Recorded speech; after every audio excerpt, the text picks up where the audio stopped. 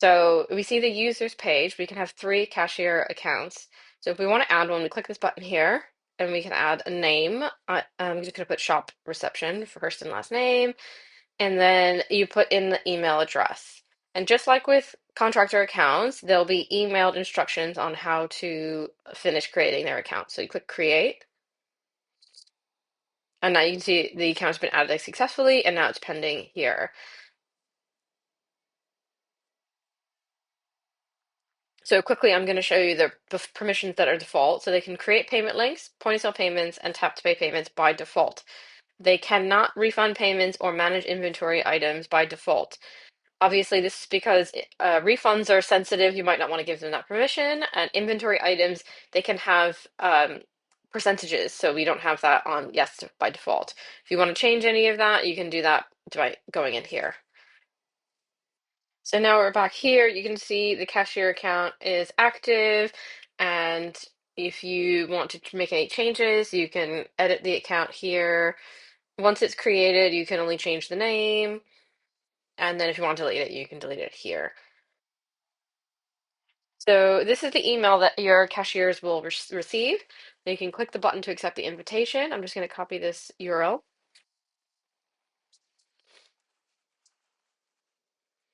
So now this is the page. It's very similar to the contractors. So they have to create a password and check the terms and conditions.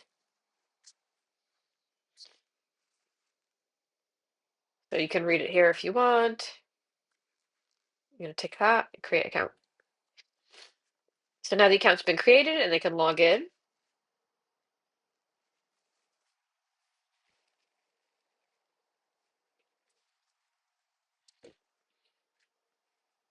Now they have to get their two-factor authentication code.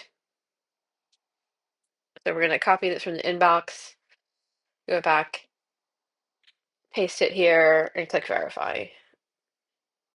So now this is the cashier's dashboard.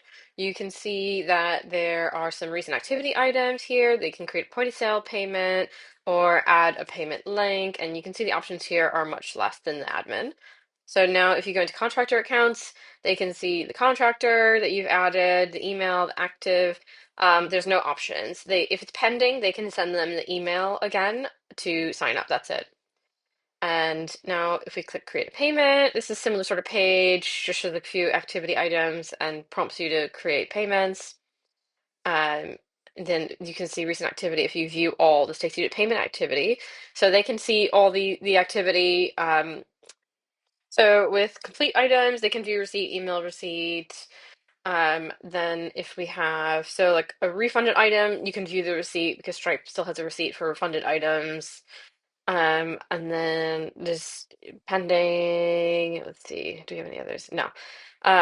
So that's basically all they can do in there. In account settings, you can see it's controlled by three kings, so they can't do anything. They can edit their name, email address, password, and profile photo here.